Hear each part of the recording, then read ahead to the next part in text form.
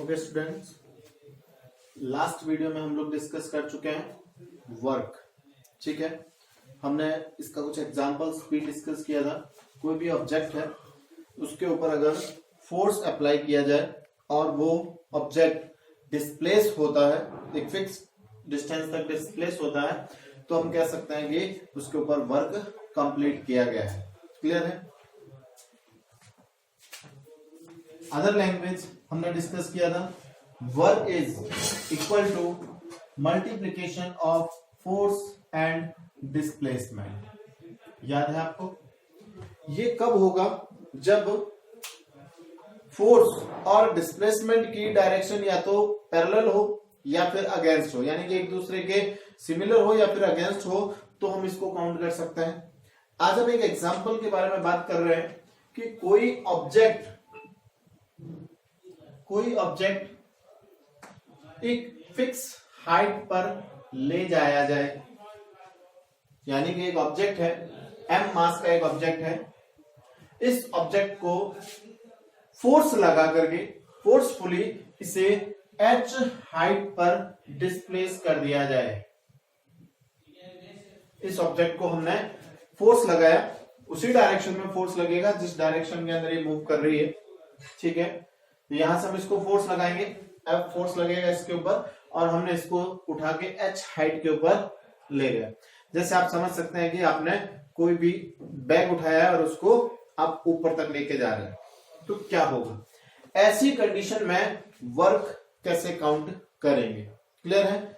Last video के अंदर हमने कंपोनेंट ऑफ फोर्स वो भी फाइंड कर लिया था। कंपोनेंट ऑफ फोर्स कैसे फाइंड करते हैं? जब फोर्स और डिस्प्लेसमेंट डायरेक्शन के बीच में थीटा एंगल प्रेजेंट होता है, तो हम उसके लिए component FS cos theta find करते हैं। क्लियर है? बट यहां इस कंडीशन के अंदर क्या है, देखो, फोर्स भी ऊपर लगा रहे हैं, फोर्स भी ऊपर लगेगा और डिस्प्लेसमेंट भी सेम डायरेक्शन के अंदर हो रहा है, तो ऐसी कंडीशन में यहां तो थीटा की वैल्यू तो क्या हो जाएगी? 0। बट ऐसी कंडीशन के अंदर जो फोर्स लग रहा है, यानी कि इस ऑब्जेक्ट को जब आप इस हाइट के ऊपर ले जाएंगे तो इस हाइट पर इस ऑब्जेक्ट के ऊपर एक फोर्स लगता है। कौन सा फोर्स लगता है? Gravitational force. यानी कि जब आप किसी भी ऑब्जेक्ट को एक हाइट पे लेके जाते हैं तो उस ऑब्जेक्ट के ऊपर एक ग्रेविटेशनल फोर्स लगता है, और वो फोर्स किसके इक्वल होगा? जो ग्रेविटेशनल फोर्स होता है वो इक्वल होता है आपके मास एंड ग्रेविटेशनल एक्सीलरेशन, यानी कि जो गुरुत्व त्वरण या ग्रेविटेशनल एक्सीलरेशन होता है उस पर डिपेंड करेगा। यानी कि जो F है वो क्या हो जाएगा? mg हो जाएगा। और इस हाइट पर जब इसको फ्री कर दिया जाए, यानी कि इसको छोड़ दिया जाए, तो ये क्या करेगा? इस फोर्स के थ्रू, mg फोर्स के थ्रू क्या करेगा? ये वापस नीचे की ओर आता है। यानी कि फोर्स की डायरेक्शन और डिस्प्लेसमेंट की जो डायरेक्शन है वो क्या हो जाएगी? सिमिलर हो जाएगी, यानी कि दोनों एक ही डायरेक्शन में आएंगे, तो उनके बीच का थीटा एंगल क्या होगा? 0। उन दोनों के बीच में direction of displacement and force और डायरेक्शन ऑफ फोर्स, इनके बीच में जो थीटा एंगल बन रहा है वो क्या होगा? 0 होगा। तो यहां से आप अगर बात करें तो F S cos theta. S क्या है? S means displacement. डिस्प्लेसमेंट क्या होगा? एच। हाइट एच जो ले रखी है वही इसका डिस्प्लेसमेंट हो जाएगा। तो यहां इस फॉर्मूले के अंदर आप देखें, F equals to work equals to F S according to this formula. W equals to F equals to क्या है? mg and s equals to h। जो डिस्प्लेसमेंट हुआ है वो कितना हुआ है? h हाइट पे डिस्प्लेसमेंट हुआ है, तो जो वर्क कंप्लीट होगा वो कितना होगा? mg h। यानी कि इस ऑब्जेक्ट को इस h हाइट से अगर छोड़ा जाए तो ये h डिस्प्लेसमेंट कवर करेगा और इसके ऊपर m और ग्रेविटेशनल एक्सेलरेशन जो है वो क्या करेगा? वर्क करेगा। यानी कि जो mg है वो उसका फोर्स हो जाएगा और h जो है वो उसका डिस्प्लेसमेंट हो जाएगा। बात समझ में आ गई होगी यहां पर? तो यहां पर जो इस बॉक्स के ऊपर जो वर्क किया जा रहा है वो क्या हो जाएगा? आपके mgh और अभी हमने बात की कि इसकी जो थीटा की वैल्यू है वो क्या है, 0 है, यानी कि जो थीटा है वो 0 है, because direction of displacement and direction of force ये दोनों क्या है, सेम डायरेक्शन में है। तो यहां पर थीटा एंगल 0 हो गया। तो थीटा एंगल जब 0 हो जाएगा तो एफ एस कॉस थीटा के थ्रू, कल हमने एक फॉर्मूला डिस्कस किया था, W equals to F S cos theta. F S की वैल्यू तो हमारे पास में कितनी है, mgh, and cos theta, cos theta अगर 0 डिग्री है तो ऐसी कंडीशन में कॉस 0 की वैल्यू कितनी होती है, 1। तो इस कंडीशन में जो W होगा वो कितना हो जाएगा, mgh इंटू 1, यानी कि जो वर्क कंप्लीट होगा वो mgh कंप्लीट होगा। क्लियर हो गई बात। तो आप देखेंगे कि किसी भी ऑब्जेक्ट को एक हाइट पे ले जाने में कितना वर्क किया जाता है वो हम इसके थ्रू कैलकुलेट कर सकते हैं, या फिर किसी ऑब्जेक्ट को एक फिक्स हाइट से छोड़ दिया जाए तो वो कितना वर्क करेगी, तो इसको हम इस फॉर्मूलाज के थ्रू क्या कर सकते हैं, कैलकुलेट कर सकते हैं। क्लियर हो गई बात आपको यहां तक। तो ये जो है वो अपनी वर्क की जो डेफिनेशन थी और इससे रिलेटेड जो टर्म्स थी वो हमने कंप्लीट कर ली है। नेक्स्ट इस चैप्टर के अंदर जो अपना टॉपिक है वो है पावर। इस चैप्टर से रिलेटेड जो न्यूमेरिकल क्वेश्चन है वो मैं आपको एक साथ ही करवाऊंगा। जब ये चैप्टर कंप्लीट हो जाएगा तो उसके साथ ही मैं आपको सारे न्यूमेरिकल क्वेश्चन जो है वो एक साथ जो है वो करवाने की ट्राई करूंगा। नेक्स्ट हम डिस्कस करते हैं power. What is power, power क्या है, बता सकते होंगे आप, बता पाएंगे आप पावर क्या होगी। आपको पता है कि एफिशिएंसी ऑफ वर्क डन, यानी कि आप इसको यूं भी कह सकते हैं rate of completion of work, यानी कि कार्य करने की जो क्षमता है, एफिशिएंसी है, उसको हम क्या बोलते हैं, पावर बोलते हैं। समझ रहे हैं ना। अब आपको पता भी होगा शक्ति क्या है, पावर क्या है, यानी कि efficiency of work done is called power. या फिर आप इसको इस तरह से भी लिख सकते हैं, the rate of completion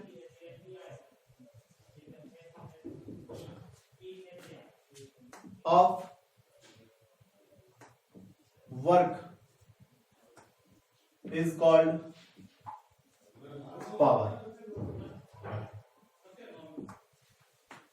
suppose कोई भी वर्क टी टाइम में कंप्लीट किया जाए, like as if W work is done in T time, then power is P equals to W upon G। बात समझ रहे आप, यानी कि W वर्क जूल के अंदर कंप्लीट होगा और टाइम सेकंड के अंदर काउंट होगा। तो W वर्क टी टाइम के अंदर कंप्लीट किया जाए तो ऐसी कंडीशन में जो पावर होगी वो क्या हो जाएगी, P equals to W upon T. It means work upon time. Clear हो गई बात आपको, P equals to W upon T.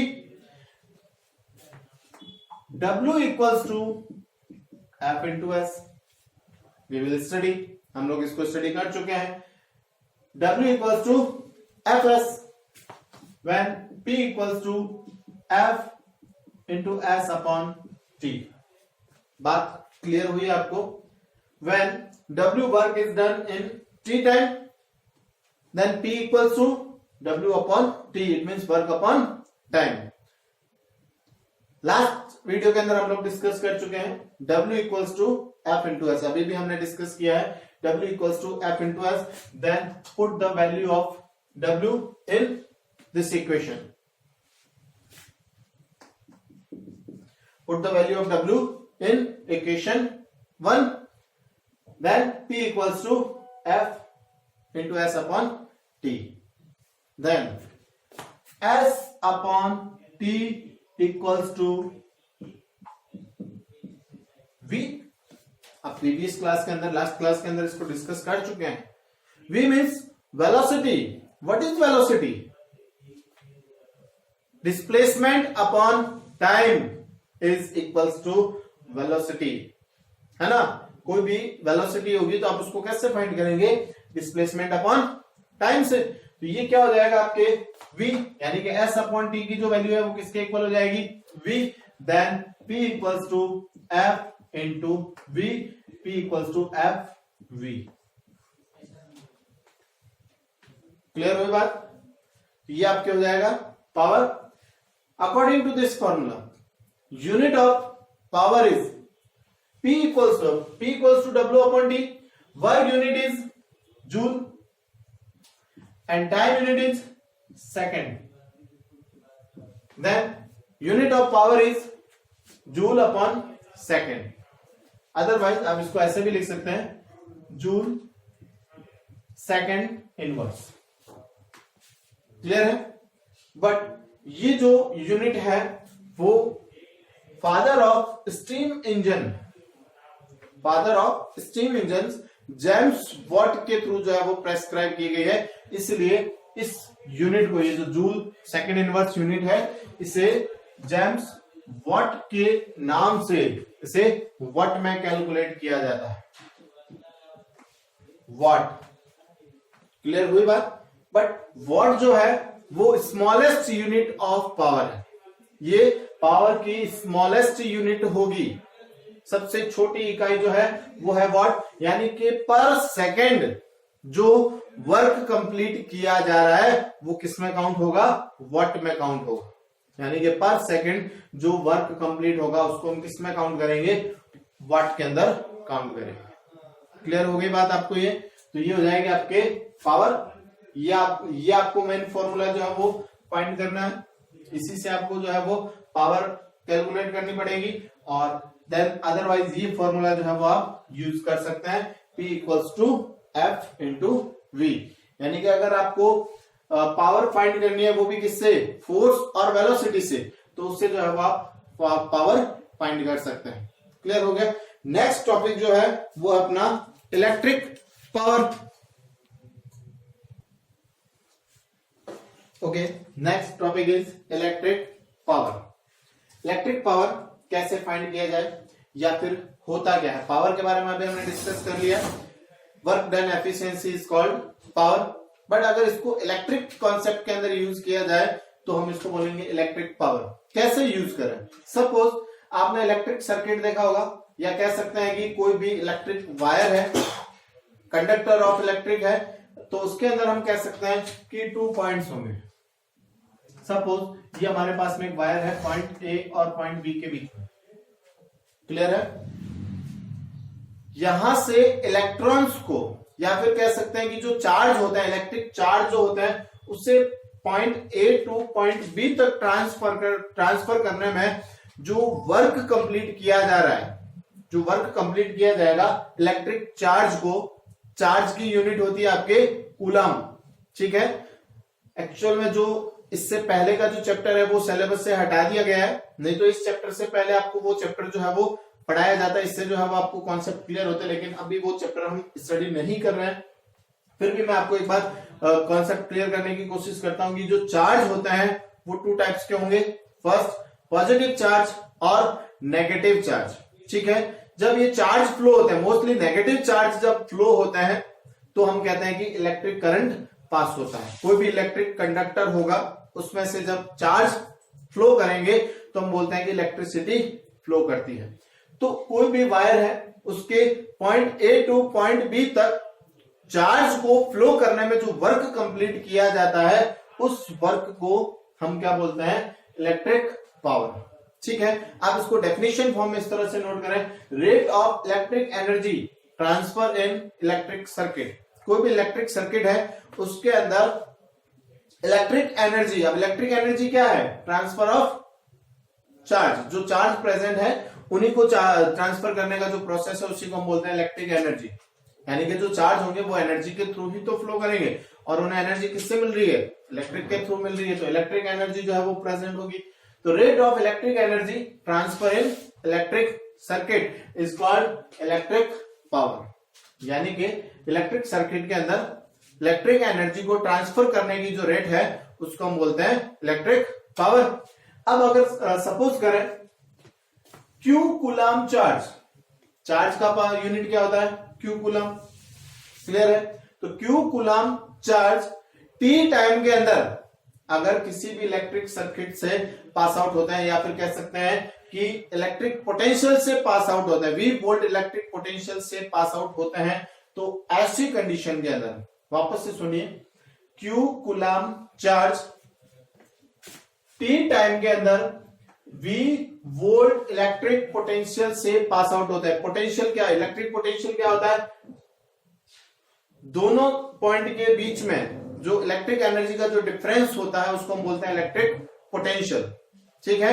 और इस पोटेंशियल के थ्रू ही जो है वो इलेक्ट्रॉन्स या जो चार्ज होते हैं वो क्या करते हैं? मूव करते हैं। क्लियर हो गई बात आपको? तो क्यू चार्ज टी टाइम के अंदर वी वोल्ट इलेक्ट्रिक सर्किट से इलेक्ट्रिक पोटेंशियल से पास आउट होता है, तो इस कंडीशन के अंदर जो वर्क कंप्लीट किया जाता है वो क्या होगा आपके? P equals to W upon टी। क्लियर है? चार्ज को ले जाने में जो काम वर्क किया जा रहा है उसी को तो हम बोलते हैं पावर, यानी कि P equals to W upon T। Then Ohm's law के अकॉर्डिंग जब हम ओम्स लॉ स्टडी करते हैं तो वहां हम स्टडी करते हैं V equals to W upon Q, यानी कि जो वोल्ट है वो क्या है? चार्ज को one point two another point ले जाने में जो वर्क कंप्लीट किया जाता है उसी को तो हम वोल्ट बोलते हैं। ठीक है? तो V equals to W upon Q, then W equals to VQ। Put the value of W in this equation, P equals to VQ upon T। यहां तक क्लियर हुआ? ये फॉर्मूला कौन सा है? पावर का फॉर्मूला है जो अभी हमने स्टडी किया है, P equals to W upon T, यानी कि T टाइम में W वर्क कंप्लीट किया जाता है तो हम कहते हैं कि जो पावर है वो क्या होगी? P होगी, यानी कि वॉट के अंदर होगी। अब बात करें कि V equals to W upon Q, ये वोल्ट की डेफिनेशन है, पोटेंशियल की डेफिनेशन होती है। जब पोटेंशियल डिस्कस करते हैं तो Q चार्ज को ले जाने में जो वर्क कंप्लीट किया जाता है उसको हम बोलते हैं V, यानी कि वोल्ट। तो according to this formula W equals to VQ, then put the value of W in this equation, P equals to VQ upon T. Then Q upon T is equals to according to Ohm's law। जब हम Ohm's law study करते हैं तो इसको भी वहां पर discuss करते हैं, यानी कि जो वर्क कंप्लीट किया जा रहा है, यानी कि जो इलेक्ट्रिक करंट है। देखिए वर्क कैसे कंप्लीट होगा, कब कंप्लीट होगा? जब इलेक्ट्रॉन्स को या जो इलेक्ट्रिक पोटेंशियल है उसे one point two other point जो है वो ट्रांसफर किया जाएगा और इस दौरान जो वर्क कंप्लीट किया जाएगा। ठीक है? तो Q upon T equals to I, यानी कि किसी भी इलेक्ट्रिक पॉइंट से इलेक्ट्रिक सर्किट से T टाइम के अंदर Q चार्ज फ्लो होता है तो हम बोलते हैं कि इलेक्ट्रिसिटी प्रोवाइड होती है, तो उसको हम डिनोट करते हैं I से। तो Q upon T equals to I, then P equals to VI, P equals to VI। Then electric power, ये भी किसी का पार्ट है, पावर का ही पार्ट है। तो जो यूनिट पावर की होगी वही हम यूनिट किसके लिए यूज करेंगे? इलेक्ट्रिक पावर के लिए यूज करते हैं। नॉर्मली जो वाट यूनिट होती है इसी को हम इलेक्ट्रिक पावर के लिए यूज करते हैं, बट नॉर्मली इसको जब बोलते हैं तो इसको हम वाटेज बोलते हैं, यानी कि जो वाट है उससे वाटेज, या आपने नॉर्मली जो है वो वोल्टेज वाट जो है वो यूज करते हैं। इसके लिए वाट यूनिट रहेगी पावर के लिए, इलेक्ट्रिक पावर के लिए वाट यूनिट, यानी कि 1 सेकेंड के अंदर इलेक्ट्रिक करंट को पास करने में 1 जूल वर्क कंप्लीट किया जाता है, तो हम कह सकते हैं कि उसकी जो यूनिट है या जो इलेक्ट्रिक करंट इलेक्ट्रिक पावर की जो यूनिट होगी वो क्या होगी? 1 वाट होगी, यानी कि 1 वाट इक्वल्स टू 1 वाट कब होगा? जब 1 सेकेंड टाइम के अंदर 1 जूल वर्क कंप्लीट किया जाए, according to this formula. P equals to 1 watt upon 1 second, then work is 1 watt, power is 1 watt। Clear हो गई बात आपको? तो ये हो जाएगी आपके इलेक्ट्रिक पावर, यानी कि rate of electric energy transfer in electric circuit. Clear है? Next,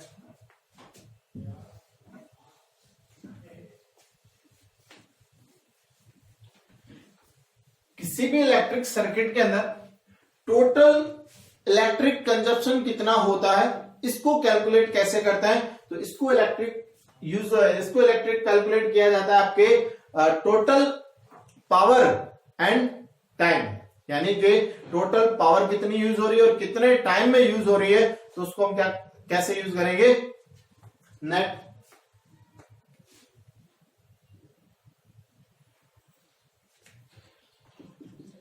net consumption of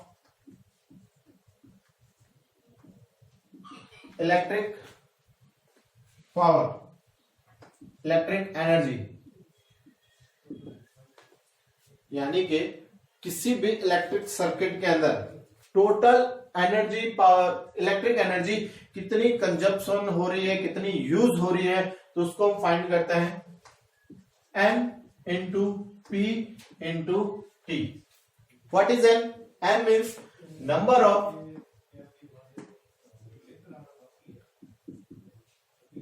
electric gadget, या कह सकते हैं कि जो इलेक्ट्रिक जो एपरेटस यूज किए जाते हैं, electric apparatus. And P is total power, जितने भी इलेक्ट्रिक एपरेटस यूज किए जाएंगे उन सबकी एक फिक्स पावर होगी। लाइक ऐसे बल्ब यूज किया जा रहा है तो उसका भी एक पावर होता है, जैसे कि 100 वाट का बल्ब मिलेगा तो वो उसकी पावर हो गई 100 वाट, है ना। तो पावर जो हो जाएगी टोटल पावर, यानी कि जो P है वो क्या हो जाएगी? Total power. And time is second. T means time जो है वो प्रेजेंट होगा, यानी कि टोटल कितने टाइम के अंदर कितनी पावर यूज की जाती है, तो उससे हम इस इलेक्ट्रिक सर्किट के अंदर नेट इलेक्ट्रिक कंजप्शन कितना हो रहा है वो हम कैलकुलेट कर सकते हैं। एग्जाम्पल के लिए अगर हम बात करें, हमारे पास में एक 1000 वॉट का एपरेटस है, 1000 वॉट का एक एपरेटस है, ठीक है। और इसको पर डे 1 आवर के लिए इसको यूज किया जाए, पर डे 1 आवर के लिए इसको यूज किया जाए, तो जो नेट इलेक्ट्रिक कंजप्शन होगा, electric energy, total electric energy कितनी यूज हो रही है, तो उसको हम कैलकुलेट करेंगे 1000 इंटू 1 आवर। 1 आवर के अंदर होंगे आपके total seconds 36,000। 1000 into 60 into 60, total 36,000 जो है वो, सॉरी 3600 जो है वो उसके अंदर सेकेंड्स होंगे। 1000 मल्टीप्लाई 3600, देन 36 लाख जो है वो वॉट इलेक्ट्रिक एनर्जी इसके अंदर यूज होगी। Then 3.6 into 10 to power 6 watt electric energy use होती है। देन 1 यूनिट इज, हम जो इलेक्ट्रिसिटी यूज करते हैं वो यूनिट में यूज करते हैं, यानी कि जो हमारा इलेक्ट्रिसिटी बिल है वो यूनिट वाइज आता है। अब यूनिट कैसे कैलकुलेट करते हैं? 1 unit is equals to 1 kilo watt per hour. 1 unit is equals to 1 kilowatt per hour. What is kilowatt? 1000 watt is equals to 1 kilowatt.